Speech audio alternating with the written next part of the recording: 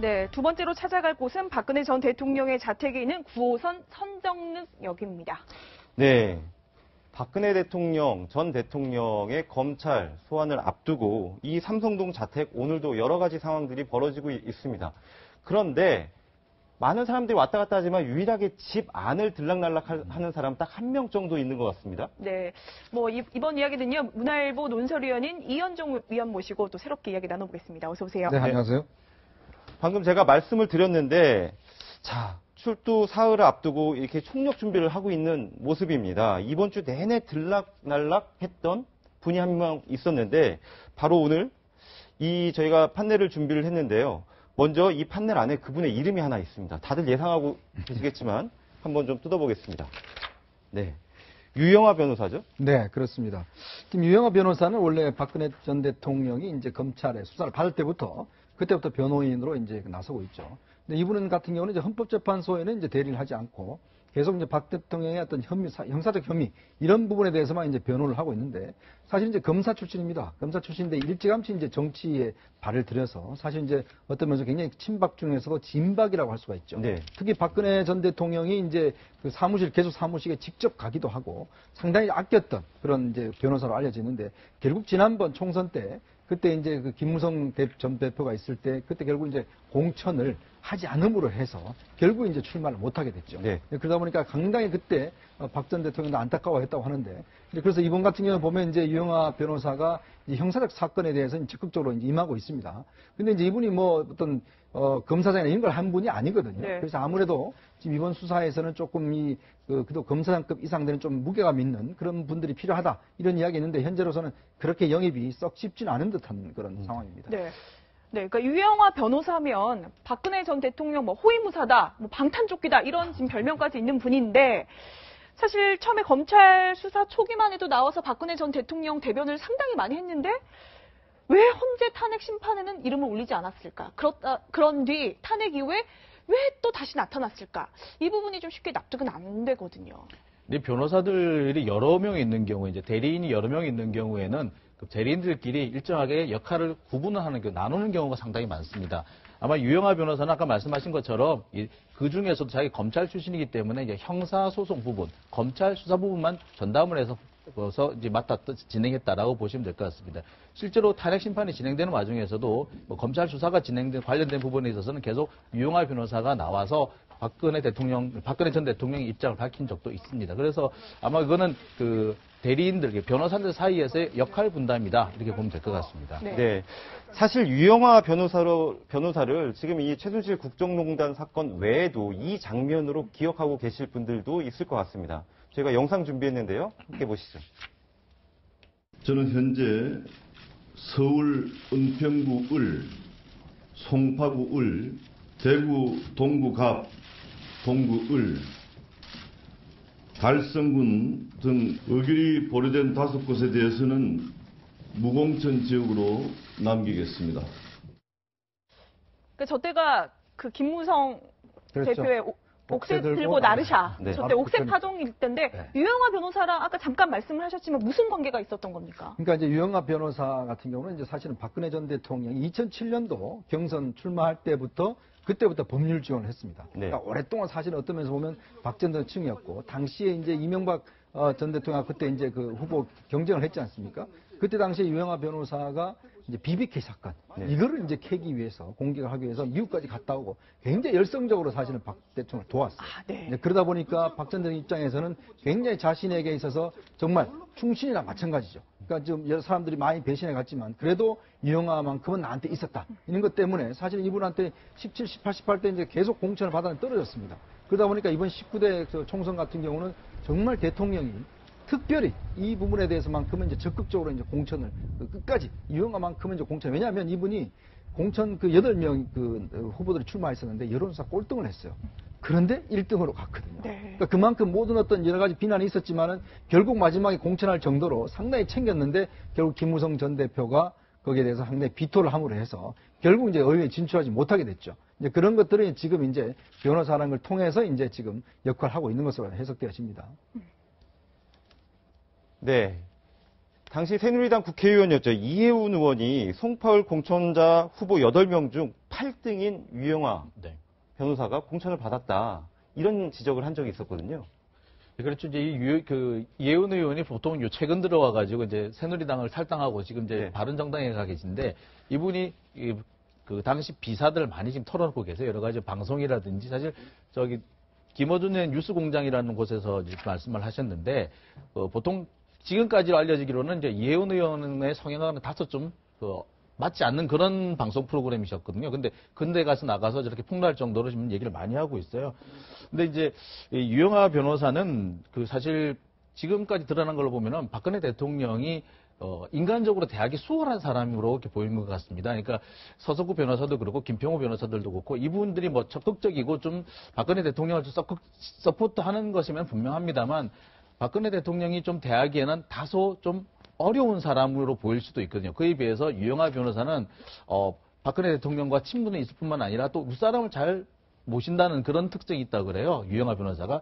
아마 그런 점 때문에 이렇게 적극적으로 좀 박근혜 대통령이 좀 총애를 받기도 하고 또 지금까지 남아서 박근혜 대통령을 서포트하고 있지 않나 이런 생각이 듭니다. 네. 그러니까 이제 사실은 그 선거 때 박 전 대통령이 누구를 좋아하느냐 마느냐는 이제 중요한 게 뭐냐면 그 지역에 몇 번 가느냐 네. 숫자 놓고 이제 사실은 갈려지거든요. 네. 사실 지금 이제 친박 활동하고 있는 박대출 의원 같은 경우도 네.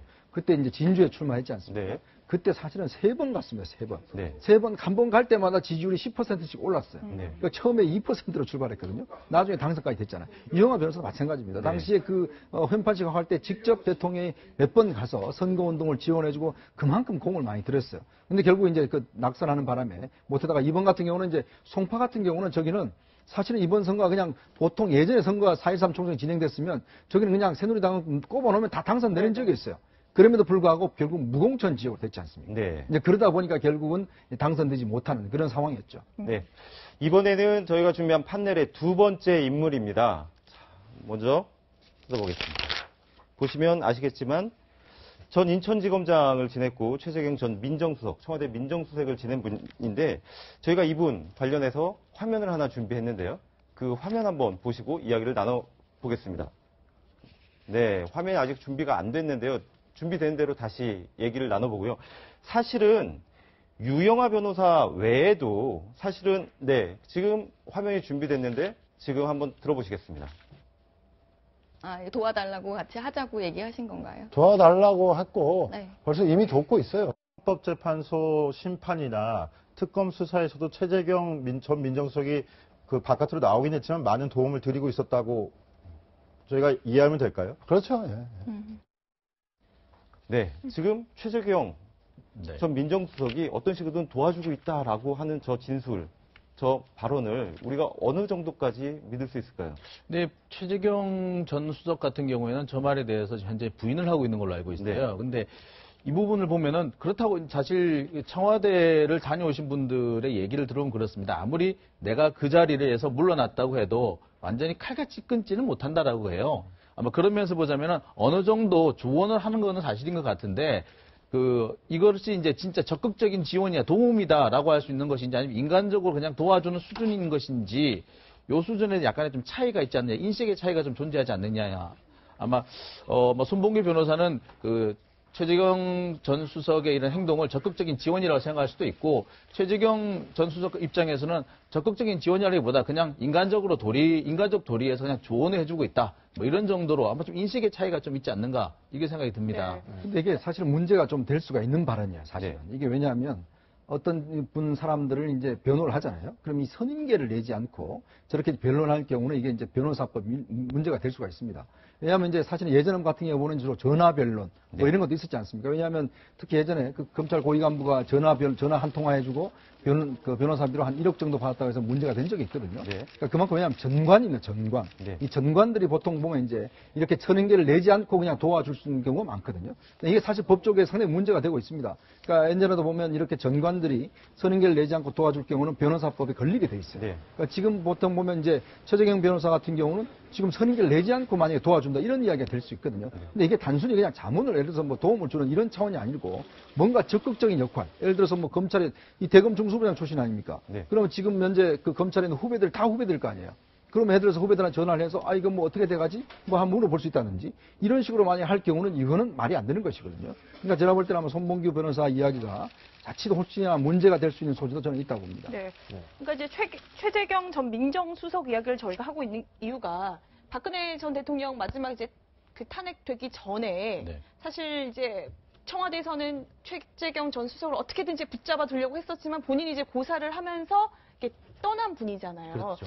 그러면서 이분이 진짜 좀 박근혜 전 대통령에게 등을 돌렸나 아니면 뒤에서 이렇게 좀 도와주고 있나 좀 설왕설래 말들이 많긴 했었어요. 저분에 대해서는. 근데 이제 저 최재경 수석에 대해서 뭐 어떤 분은 친이계다라는 분도 있고 어떤 분은 보면 아니다 저 사람은 친박 고수다라는 분도 있고 있어요. 이게 좀 구분이 좀 다르긴 하는데 저분이 어떤 경우라도 자기가 어떤 형태로든 간에 인연을 맺고 자기가 상관으로 모셨던 분을 이렇게 매몰차게 그 등을 돌리는 사람은 제가 볼 때 아닌 걸로 알고 있습니다. 근데 다만 이분이 이제 그 당시에 그 검찰 수사 과정에서 이제 그 청와대 입장과 검찰의 입장을 조율을 하려고 상당히 많이 노력했던 것 같아요. 네. 그래서 검찰의 체면 또는 검찰이 지켜야 할 만한 일정 정도의 정도를 지키고 또 청와대에서는 대통령이 어떤 품위를 지킬 수 있을 정도 이렇게 적당한 수준을 좀 잘 조율을 하려고 했었는데 그 조율이 뜻대로 잘 되지 않았던 부분이 있었습니다. 그리고 최재경 수석이 어느 정도 다 맞춰뒀던 그런 내용들이 막상 최종 결정 과정에서 박근혜 대통령의 최종 결정 과정에서 뒤집어진 사례가 상당히 많았던 거죠. 네. 물론 그 과정에 유영하 변호사가 끼어들어서 하면서 뒤집어졌다 뭐 이런 얘기도 있었는데요. 그랬기 때문에 자신이 더 이상 조언을 할 수 없겠구나. 내 조언이 그다지 의미가 없겠구나 싶어서 물러난 것이지 등을 돌렸다. 이런 건 아니라고 봅니다. 네. 지금 최재경 전 수석이 아까 뭐 정관의 문제도 있고 그런 네. 부분 지적을 해주셨는데 지금 이렇게 뒤에서 법조 지원을 하고 있다라는 사실에 대해서 지금 강력 부인하고 있는 그런 그렇죠. 상황인데 네. 방금 뭐 그 지적해주신 문제 외에도 지금 박근혜 전 대통령의 법률 대리인을 맡고 있는 유영하 변호사와 사이가 좋지 않다. 네. 이런 관측도 있습니다. 그러니까 두 사람이 이제 동갑인데요. 네. 사실 이제 최재경 수석이 이제 저도 좀 사실 처음에 청와대 가는 게 좀 모아스러웠어요. 왜냐하면 이분이 이제 인천지검장 하다가 결국 이제 그때 유병헌 씨 사건 때문에 결국 물러났지 않습니까? 명예회복을 한다고 하다가 결국 이제 물러났는데. 그래서 이제 주변에서도 다들 뜬금없이 이제 민정수석을 하니까 왜 가느냐고 많이 물어봤다고 그래요. 네. 그래서 아마 그분을 만난 분의 이야기를 제가 들어보니까 네. 자기가 이제 공직자로서 정말 이제 마지막 그 어떤 면에서 좀 봉사를 해야 될 수 있는 그런 게 자기가 거부할 수 없었다. 이제 그렇게 해서 사실 청와대에 들어가 보니까 본인이 생각했던 거와는 좀 많이 달랐다는 것이죠. 특히 이제 이 검찰 수사를 받는 문제에 있어서 관련해서 지금 본인은 당연히 그래도 검찰 대통령이 검찰 수사를 받아야 된다. 네. 이런 쪽의 입장이 있었다는 거죠. 네. 근데 문제는 이제 유영하 변호사나 박 대통령 같은 경우는 아니 검찰 조사를 안 받겠다는 쪽으로 이제 흘러갔다는 거예요. 그러니까 본인이 그러다 보니까 결국은 이건 자기가 생각해왔던 검찰의 어떤 입장에서 보면 원칙에 맞지 않는다라는 또 이야기도 있었고 또 하나의 썰들은 뭐가 있었냐면 당시에 김현웅 법무장관하고 동시에 사퇴를 했지 않습니까? 그렇죠. 그때 이제 사실은 어떤 면에서 박근혜 전 대통령이 이 본인이 수사받는 문제에 대해서 이제 수사지휘권이라고 있습니다. 네. 예를 들어 법무부 장관이 검찰에 대해서 수사지휘권을 행사하는 게 있어요. 예전에 이제 강정구 것이 이제 북한을 방문했을 때 이 사람에 대해서 그때 천정배 법무장관이 수사지휘권을 발동했을 때 검찰총장이 책임을 좀 사퇴를 해버렸지 않습니까? 그러니까 수사지휘권을 발동하면 수사가 중단이 되는 거예요. 그러니까 그때 당시에 청와대에서 이 수사지휘권 문제가 이야기 나왔다는 것이죠. 그러니까 이제 법무부 장관 입장에서 도저히 나는 그걸 못 받겠다. 네. 그리고 이제 민정수석도 이거는 말이 안 된다 하면서 결국은 그런 갈등 때문에 이제 본인이 했던 사실 유영하 변호사하고 사이가 좋지 않았고 그래서 본인이 갑자기 사퇴한 배경이 아니냐 이런 썰도 있습니다. 네. 그러니까 지금 두 사람이 보면 56 나이는 동갑인데 지금 유영하 변호사가 사법연수원 기술 좀 한참 아래예요. 예, 그렇습니다. 그래서 사실 뭐 최재경 전 수석이 지금 박근혜 전 대통령 변호인단으로 뭐 이렇게 제안을 받았지만 뭐 거절했다 뭐 이런 이야기도 있고 한 게 저 두 사람의 관계가 좀 영향을 미쳤을까 싶습니다. 저 보면은 저기 주의 깊게 봐야 될 부분이 이제 사법연수원 기수입니다. 7기수가 차이가 나는데 사실 최재경 전 검사장이죠. 인천지검장 네.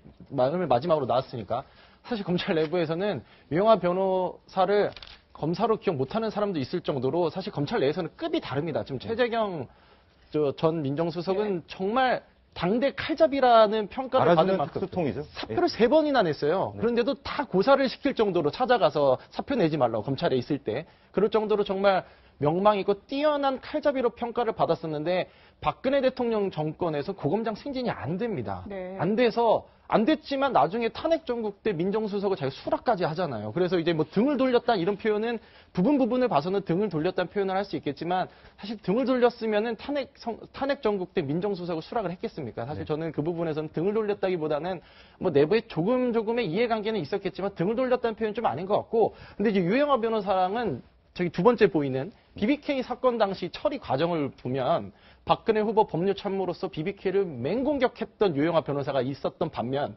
그 BBK 수사를 무혐의로 종결된 건 당시 특수일부장이었던 최재경 특수일부장이었거든요. 네. 그것 때문에 모순된 처리, 정말 BBK가 정말 핫 이슈였는데 그거를 두고 한쪽은 맹공, 한쪽은 무혐의 종결. 이래버리니까 두 사람 사이에 정말 간극이 있었던 건 아니냐 또 이런 말들도 있고, 또 하나의 썰은 처음에 박근혜 대통령이 대국민 담화를 할 때 검찰 조사 열심히 받겠다. 특검 수사도 열심히 받겠다고 했는데 거기까지만 최재경 검사장의 조언이 통했다. 네. 수사를 받으라고 했던 최재경 검사장의 민정수석의 조언이 거기까지 통했으나 유영하 변호사가 들어오면서 갑자기 검찰 조사 이렇게 응하지도 않고 했던 것 아니냐. 그 둘의 관계가 이렇게 미묘하게 작용했기 때문이라는 그런 분석까지도 나오고 있습니다. 네, 아무튼 유영하 변호사 오늘 삼성동 자택에서 굉장히 장시간 지금 이렇게 법률 그 전략을 세우고 있는 걸로 보입니다. 그런데 이런 상황에서 변호인단 말고도 박근혜 전 대통령을 굉장히 걱정하고 있는 한 사람이 있는데 저희가 좀 자료를 준비했습니다. 보시면서 이 얘기를 나눠보겠습니다. 네, 누나가 바로 동생이죠. 박지만 이지 회장인데 박지만 이지 회장이 자신이 알고 있는 측근을 통해서 지금 박근혜 대통령, 전 대통령이 있는 삼성동 자택에 저 의견을 전달했다는 겁니다. 근데 누나가 부르면 언제든지 간다. 생활비라도 필요하면 도와주고 싶지만 누나가 나를 만나주지 않을 것이다. 라고 얘기를 하고 있는데 저는 저거를 취재한 기자들한테 얘기를 들어보니까 방점은 뒤에 있는 것 같아요. 네. 그렇죠. 네. 사실 이제 저기 그 삼남매가 상당히 이제 예전부터 사이가 많이 갈라졌죠. 근데 이제 사실은 이제 대통령이 되면서 또 이제 박지만 씨가 이제 아기를 놓으면서 상당히 회복될 기회가 있었는데 지난번 정윤회 문건 사건 때 이제 결정적으로 사실은 이제 등을 돌렸지 않습니까? 그때 박근혜 전 대통령이 공개석상에서 하여튼 그 박지만 씨를 굉장히 비난했던 이제 그런 게 아마 떠오르실 겁니다. 어리석고 뭐 해서 그렇게 했다는 이야기 나오는데 박지만 씨 입장에서 보면 지금 사실은 사실 경제적으로 보면 박지만 씨가 회사를 운영하기 때문에 나름대로 경제적 여러 가지 도와줄 수 있는 그런 상황도 되고 또 박근혜 전 대통령이 지금 탄핵됐기 때문에 연금도 나오지도 않고 사실 경제적으로 기반이 없어요. 지금 뭐 하루에 매일 지금 정송주, 정매주 자매를 불러서 지금 한다는데 이게 지금 우리가 계산을 해보면 대충 한 달에 한 1,000만 원 이상 든다는 거 아니겠습니까? 그거는 아주 그냥 최대치로 그렇죠. 최대치로 되는 거고 실제로 우리가 금액을 알 수 없는 거죠. 거죠. 그런데 물론 이제 일반적으로 했을 때문에 그러니까 그렇지 않다 하더라도 실질적으로 생활비라든 이런 게 이제 많이 필요하지 않겠습니까? 그러면서 본다는데 이제 문제는 박지만 씨가 박근영 씨가 막 가겠다고 그랬대요. 그랬더니 박지만 씨가 말리면서 아니 오라고 하지도 않는데 가면은 괜히 창피만 당한다. 가지 말라. 그래서 일단 누나가 부를 때까지 기다려보자. 이렇게 이야기를 하고 있다는 거죠. 근데 이제 저는 아주 재미있는 대목이 뭐냐면 박지만 씨 이야기가 내가 아는 누나는 결코 이 상황에 아직 자기의 잘못에 대해서 인식하지 못할 것이다. 이 이야기가 참 내가 정당히 이제 가슴에 와닿는 이야기예요. 그러니까 뭐냐면 대통령이 현재 자기가 왜 탄핵됐고 내가 왜 법을 위반했는지에 대해서 아직까지 이게 없다는 것이죠. 그 의식 자체가. 그러다 보니까 본인은 역겹고 잘못이고 이런 것들이 오히려 진심일 수 있다는 거예요. 이제 그러다 보니까 결국은 검찰 수사에 응하면서도 상당히 이제 좀 이거 자체에 대해서 자기는 다 속았다, 엮였다 이렇게 이제 판단하고 있다는 것이거든요. 아마 그런 부분을 박지만 씨가 이야기하고 있는 것이 아닌가 생각이 듭니다. 그러니까 사실 뭐 찾아가도 누나인 이제 박근혜 전 대통령이 뭐 만나주지 않아서 내가 이제 뭐 창피를 당하는 것보다 괜히 이제 오히려 이런 모습들이 박근혜 전 대통령에게 오히려 더 이렇게 그 공격의 빌미가 될 수 있다는 걸 좀 동생으로서 걱정을 좀 하는 것 같아요. 그러니까 만약에 박근영 씨나 박지만 씨가 삼성동 자택을 찾아갔는데